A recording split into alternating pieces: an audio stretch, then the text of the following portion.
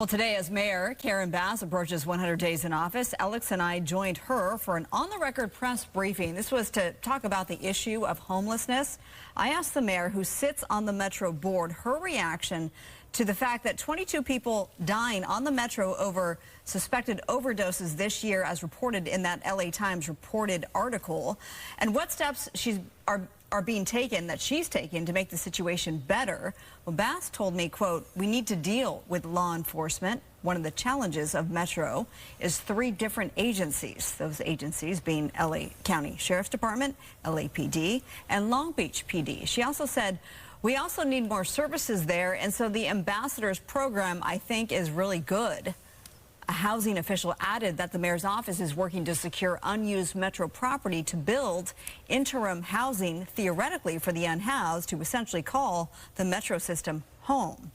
With more on all this, we're joined by Rachel Uranga, staff writer for the LA Times, who covers transportation and mobility.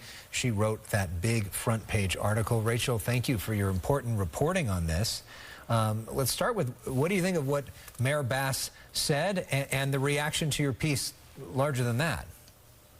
Yeah, I mean, Mayor Bass is going to have a lot to deal with on her hands. She inherited this problem, to be frank. She's only been on the Metro board for a couple months. And she's under a lot of pressure about how to deal with this. The ambassadors are one way that they're trying to cope with this, but the ambassadors can only do so much. Even law enforcement is limited in what they can do.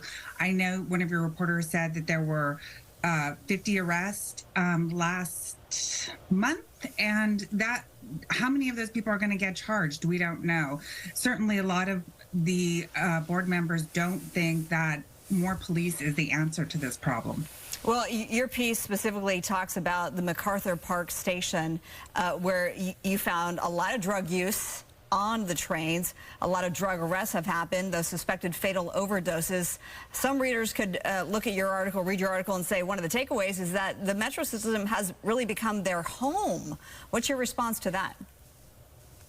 Well, I think that it is true that there is a lot of drug use on the system, and that at certain stations people feel very comfortable using drugs openly. And it depends on where you come and what your perspective is. Some writers say that they're okay with that. You know, you're in a big city, get over it. And other writers are very fearful and they're scared. So how do you fix all this? Because, and also, like, who's the priority here? Is it the taxpayers who are paying for Metro, who are paying for the rides? Or is it a lot of these folks who many times may not be paying for rides and sitting on there and committing crimes? Like, who's the priority? You know, that's a really difficult question, and I think the board has really been grappling with it. On one hand, they, for instance, have been trying to deal with the homeless issue. They have sunk millions and millions of dollars into outreach. They have a shelter, and they're really trying to service some of the people who are on the system and who need help. At the same time, they're trying to bring riders back, and I think their answer is the ambassadors to make people feel safe. And you know, the other community that we're not talking about is the drivers who have to endure this. And you know, I've talked to people who work for Metro, and they're times where they're really scared to go into certain portions of the Metro system because people have made homes underground in some of these rooms that are locked where there's substations and so forth. Wow. Well, as eye-opening and shocking your report, your article was and is, there has been some backlash to your piece from the defund the police movement proponents there. People say your piece is propaganda. Would you like to respond to that criticism? Sure, and I think one reason why we're hearing that is because this piece comes right before a very important vote. The Metro board is supposed to be looking at what they're going to be doing with the expiring contracts for the sheriff and the Los Angeles Police Department. And people feel that this feeds into fear-mongering, and everyone has a perspective and they have a right for their perspective. My feeling is that we need to show what's going on regardless of when these stories come out.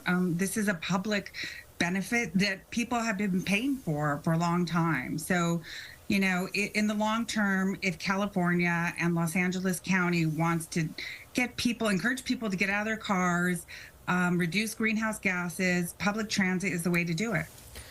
There may be some controversy on how to deal with this problem, but we have to admit that it is a problem. And having 22 people die on our trains of drug use in front of our eyes is outrageous, and it's something that we need to fix. Rachel, thank you for your reporting. Thank you for shedding a light on this. I know it must not have been safe for you all the time to do all this work, and we appreciate you coming on to talk about it.